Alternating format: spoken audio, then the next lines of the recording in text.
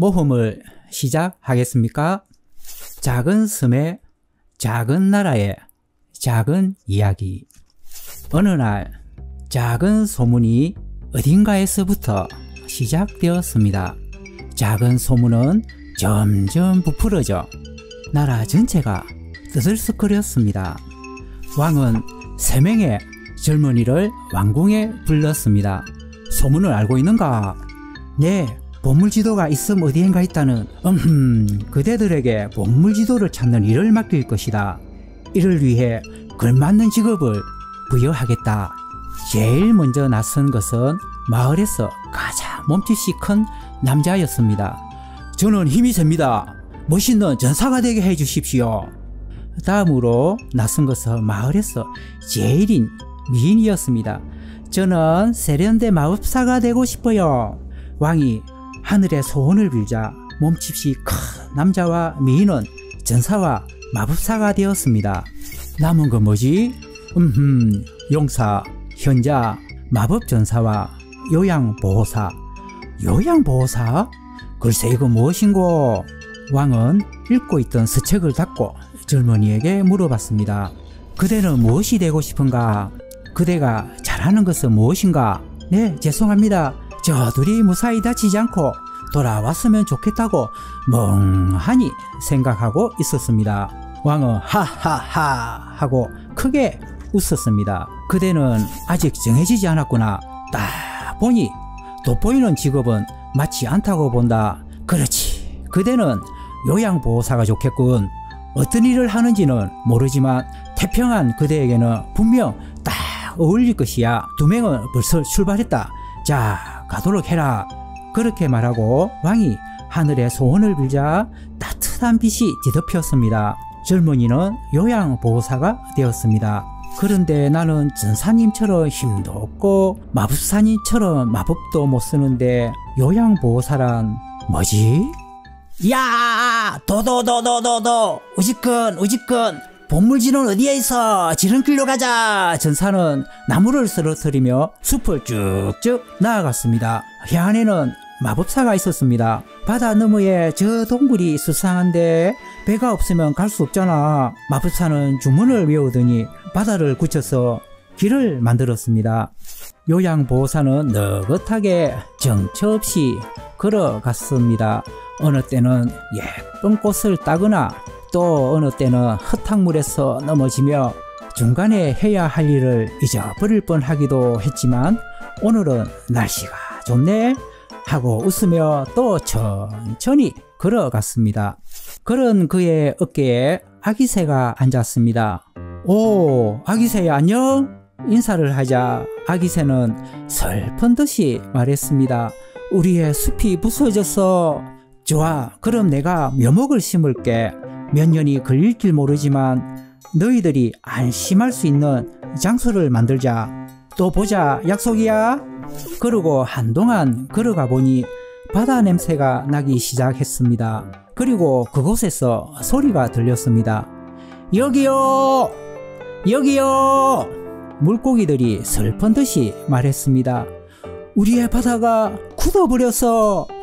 좋아, 그럼 내가 바다를 청소할게 하며 그는 완벽하게 바다를 깨끗이 하고 물고기들과 헤어졌습니다. 전사와 마법사는 보물지도를 찾지 못한 채 사람들이 사는 곳에서 떨어진 노인들만 사는 마을에 있었습니다. 저기 할아버지, 보물지도에 대해 알아요? 숨겨도 소용없어요. 억지로라도 찾아낼 거야. 마법사는 저기요 할머니, 보물지도에 대해 아는 거 없어요? 마법으로 호화스러운 요리를 내어드릴 수도 있어요. 뭔가 떠오를 것 같다가도 안 떠오르는 노인들에게 지친 둘은 얼굴을 붉히며 마을을 떠났습니다. 마법사야, 정말로 시간 낭비였지. 그러니까 정말 날기 들기 싫다. 두 사람이 노인들만 있는 마을을 나간 뒤 요양보호사도 그 마을에 왔습니다. 안녕하세요. 오늘은 날씨가 좋네요. 말을 걸어도 돌아오는 인사는 없습니다. 노인들은 모두 창문 너머를 계속 바라보거나 혼잣말을 하거나 팔 다리가 불편한지 옷도 지저분하고 얼굴에는 미소가 없습니다. 무엇보다 노인들이 사는 작은 집은 무척이나 어두웠습니다. 요양보호사는 마을에 흐르는 시냇물을 떠서 화병에 담아 맨 처음에 딴 예쁜 꽃을 꽂았습니다. 이걸로 조금이라도 방이 밝아질까? 그러자 신기한 일이 일어났습니다. 한 송이인 꽃이 갑자기 거대해지고 솔솔 바람이 불어 꽃가루를 옮기자 마을에 꽃이 가득 피었습니다. 그것은 무척 아름다운 형형색색의 풍경이었습니다. 매력적인 향기에 이끌려 온 것은 그때의 숲에서 본 아기 새들이었습니다.